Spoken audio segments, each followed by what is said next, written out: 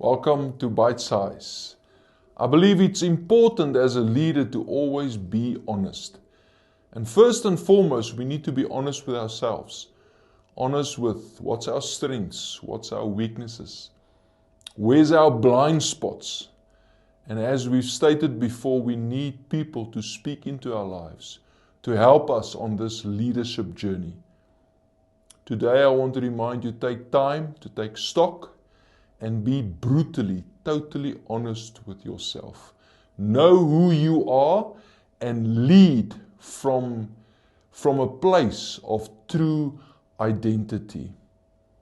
Know your strengths, know your weaknesses, but live an honest life.